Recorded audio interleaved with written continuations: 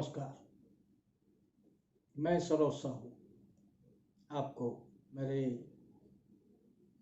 Channel Saroj Sahu talks में स्वागत करता हूँ। आज कोई भी बात अपने आप नहीं आ रही है, कोशिश करनी पड़ रही है, क्योंकि इतनी सारी बातों को जान लेने के बाद किसी का भी दिल भारी हो जाता है। सर पर लगता है कि एक पत्थर का बोझ रख दिया किसने। जब कोई देश स्वतंत्र होता है या फिर स्वाधीनता मिलती है उसको, तो वो अपना इतिहास खुद लिखता है। लेकिन भारत की ये विडंबना है। भारत 15 अगस्त 1947 में अपनी स्वाधीनता तो इसको मिल गई, लेकिन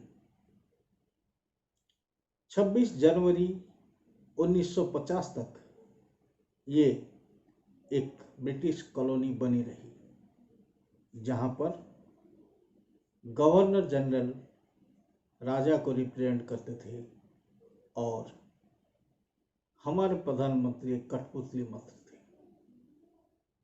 मतलब अब आप समझ गए होंगे हमारी कॉन्स्टिट्यूशन, हमारा संविधान किस तरह लिखा गया होगा, किसकी इसमें हाथ होगी, किससे सालिश किया गया होगा, और हर चीज 1947 से लेकर 1950 तक हर एक चीज जो हुई, मतलब कौन सी कंपनी को कौन सा माइन देना है, कौन सी कंपनी को कौन सा ऑर्डर देना है, और भारत में 1947 15 अगस्त तक 500 कंपनियां थी ब्रिटेन की, जिसे आप ग्रेट ब्रिटेन भी कहते हैं।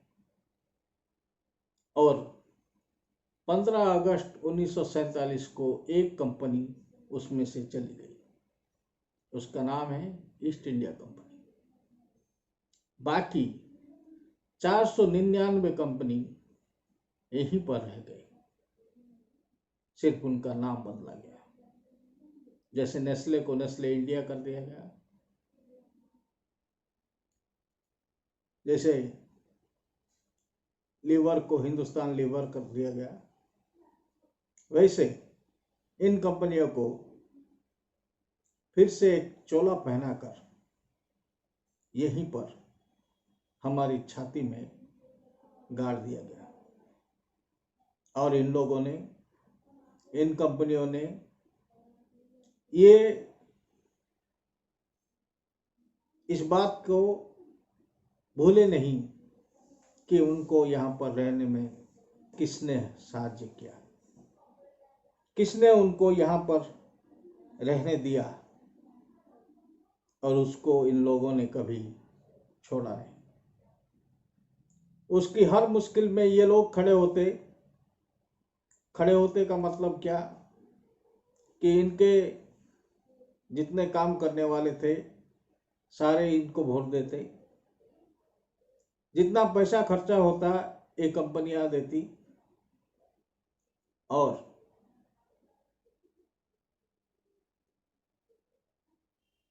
उन कंपनियों को जो जो चीज चाहिए थी ये लोग उसे लूट लेते थे। क्योंकि जब भारत ब्रिटिश के अंदर था तब सारे भारतीयों के तो ब्रिटिश पासपोर्ट थे। कभी आप गूगल करके देख लीजिएगा किन किन लोगों ने अपना ब्रिटिश पासपोर्ट सरेंडर करवाया था और किन किन लोगों ने अपना ब्रिटिश पासपोर्ट सरेंडर नहीं करवाया, किन किन लोगों ने इंडियन पासपोर्ट बनवाया था और ब्रिटिश पासपोर्ट सरेंडर करवाया था, किन किन लोगों ने दोनों ही पासपोर्ट रख के दो देशों के नागरिक बने रहे, ये मैं बताऊंगा। तो भारत में क्या होता है, जब कोई सच बोलता है तो लोग उसकी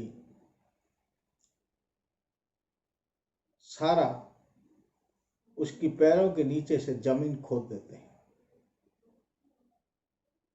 उसकी इज्जत का फलूदा निकाल देते हैं और उसको बर्बाद करने पर तुल जाते हैं। कोई बोलता है ये हमारे पार्टी के अगेंस्ट बोला, कोई बोलता है ये हमारे जाति के अगेंस्ट बोला, कोई बोलता है ये मेरे नाती के अगेंस्ट बोला, कि कोई बोलता है ये मेरे पिता के अगेंस्ट बोला। लेकिन जब तेरा नाना तेरा नाती, तेरा नाना तेरा नाती बन गया हो पागल हाथी,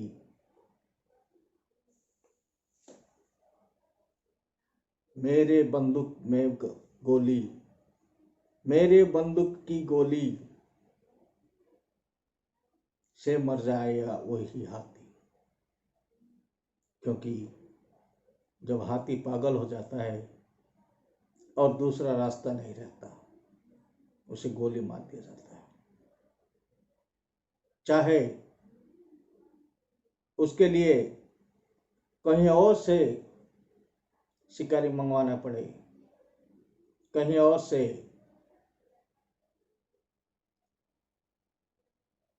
किसी को बुलवाना पड़े। ये अभी तक चल रहा है। तो दोस्तों, यही है सच। जब आप किसी बारे में सच बोलने की कोशिश करते हैं, आपको नंगा कर दिया जाता है, ताकि पहले आप खुद को ढकने की कोशिश में कहीं और निकल जाएं, और ये लोग फिर से मूंछ पर घी लगा के, छाती पर हाथ ताड़ के बोले कि हम मर्द हो गए। मूंछ ऊपर उठ जाने से कोई मर्द नहीं हो जाता। मूंछ पे ताव दे के कोई मर्द नहीं हो जाता। मर्द बनने के अलग रास्ते हैं, मर्दांगी दिखाने के अलग रास्ते हैं। जो आदमी दूसरों की जरूरत के वक्त उनके पास खड़ा होता है, जो इंसान सच को सच बोल के स्वीकार कर सकता है, जिस इंसान को अपनी गलती से डर नहीं लगता, वो अपनी गलती स्वीकारने से जिसको डर नहीं लगता, वो होता है मर्द, चाहे वो औरत भी हो। उसी में होती है मर्दांगी। तो दोस्तों, ये जो बात इसलिए निकल आई क्योंकि मैं किसी यूनिवर्सिटी का थोड़ा कोर्स देख रहा था, और उस यूनिवर्सिटी के कोर्स में लिखा हुआ है, सावरकर ने माफी मांगा क्योंकि वो कायर था।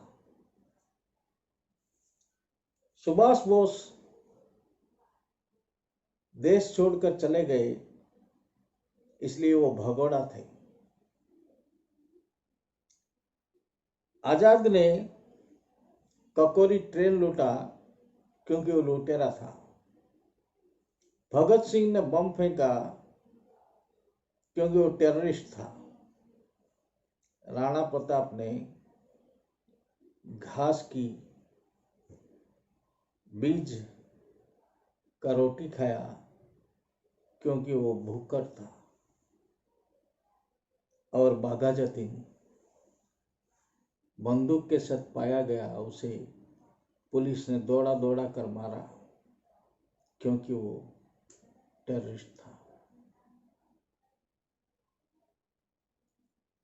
तो दोस्तों, ऐसा कौन सा इतिहासकार है जिसके हाथ में कलम हो, सामने कागज हो, ऊपर सूर्य हो, नीचे धरती हो, और अपनी माँ को गाली दे और वो गाली वो कागज में लिखे? और कौन सा ऐसा यूनिवर्सिटी है जो उसे किताब करके छापे और लोगों को स्टूडेंट्स को पढ़ने के लिए बाध्य करे? आप खुद गूगल कर लीजिए। ऐसे लोगों को क्या दंड देना चाहिए? क्या एक जिंदगी भर उनसे, एक जिंदगी में उनका दंड पूरा हो सकता है? क्या उन्हें कोई भी दंड दिया जाए तो उनका जो उन्होंने किया है उसका उपशम हो जाएगा? क्या वो लोग, अगर हमने उनको माफ भी कर दिया तो भगवान क्या उनको माफ करेंगे? मैं तो इतना ही कहूंगा। और मैं 5 पार्ट्स में इस फ्रीडम को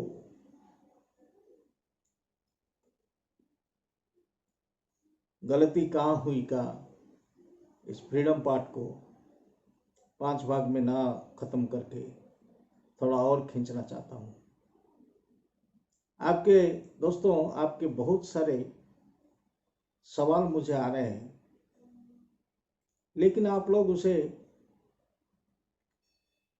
उस वीडियो के नीचे जो कमेंट सेक्शन है वहाँ पर ना लिखकर मेरे मैसेंजर में, मेरे फ़ोन में और मेरे मैसेज बॉक्स में क्यों भेज रहे हैं? जानता हूँ कि मेरे बस 120 ही सब्सक्राइबर्स हैं, लेकिन रोज़ तो 4-5 सवाल आ रहे हैं, लेकिन कोई भी वहाँ नहीं डालता।